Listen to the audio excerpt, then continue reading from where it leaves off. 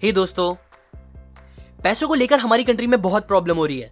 ये बात सबको पता है, लेकिन सबको ये नहीं पता कि पैसों से रिलेटेड प्रॉब्लम आज दुनिया की हर बड़ी कंट्री में अलग अलग तरीके से होती जा रही है और आगे और होगी।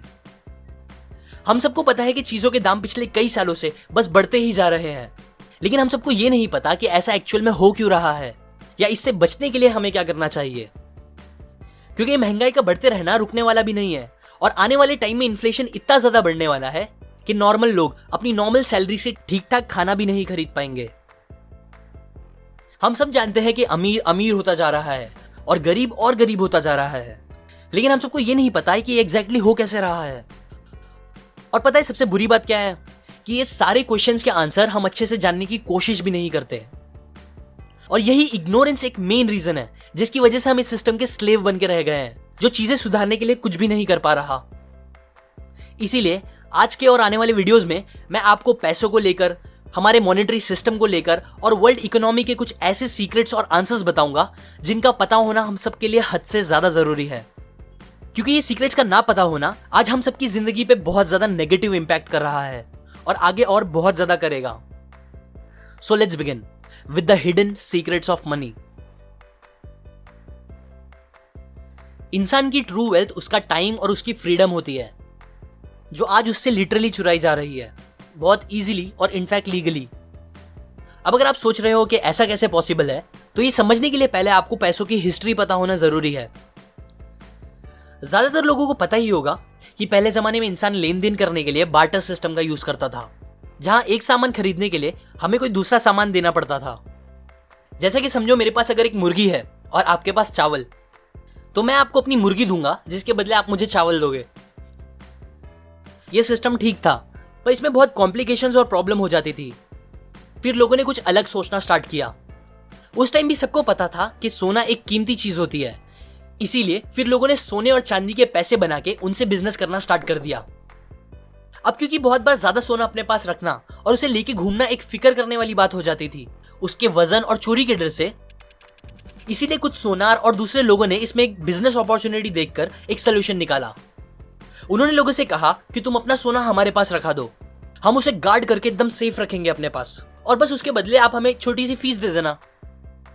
सबको ये आइडिया काफी अच्छा लगा, सो लोगों ने अपने अपने सोने उनके पास रखाना स्टार्ट कर दिए, जिसके बदले वो सोनार उन्हें एक IOU दे देता था। IOU और कुछ नहीं, बस एक कागज था जिसमें लिखा होता था कि मेरे पास आपका इतना सोना रखा हुआ है। सिंपल वर्ड्स में आप उसे सोने की रसीद भी बोल सकते हो, जिसे दिखाकर वो लोग अपना सोना कभी भी वापस लेके जा सकते थे। इसी तरह ये सिस्टम एकदम अच्छे से चलने लगा। लेकिन फिर कुछ टाइम बाद सोनार लोगों को एक अजीब बात रियलाइज हुई कि ये सिस्टम बनाने के बाद अब ऑलमोस्ट कोई भी इंसान अपना सोना लेने वापस नहीं आ रहा था और सबने उन रसीद से ही बिजनेस करना स्टार्ट कर दिया था, क्योंकि सबको यकीन हो गया था कि रसीद है मतलब सोना भी होगा ही। अब ये चीज समझने के बाद सोनार लोगों को लालच आ गई और फिर उन्होंने गलत काम करना स्टार्ट कर दिया।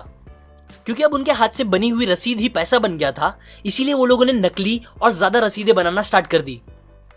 उनके पास तो सोना होता भी नहीं था, लेकिन फिर भी वो ज्यादा रसीदें बनाते जाते, जिसे वो दूसरे गरीब लोगों को उधार देकर, मतलब लोन पर देकर, उस पे इंटरेस्ट कमाने लगते।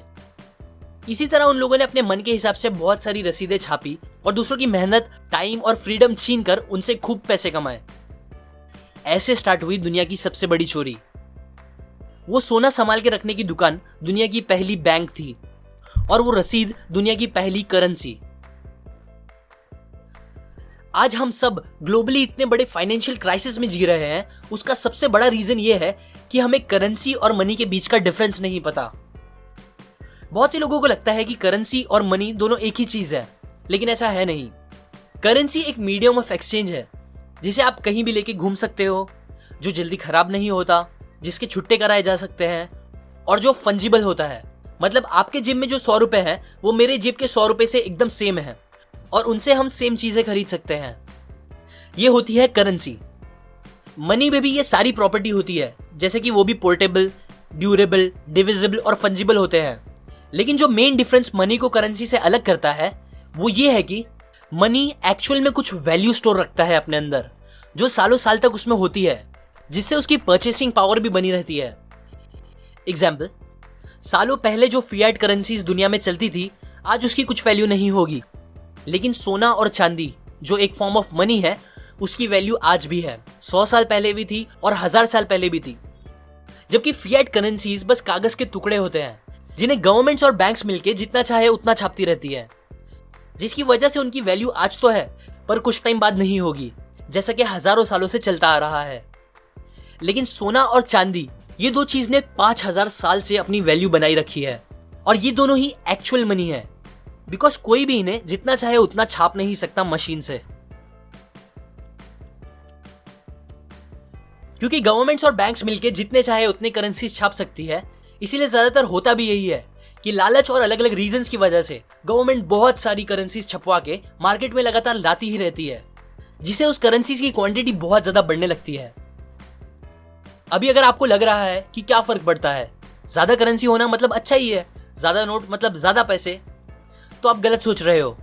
क्योंकि महंगाई बढ़ते रहने का मेन रीजन और डेफिनेशन यही है कि करेंसीज की सप्लाई बढ़ते जाना।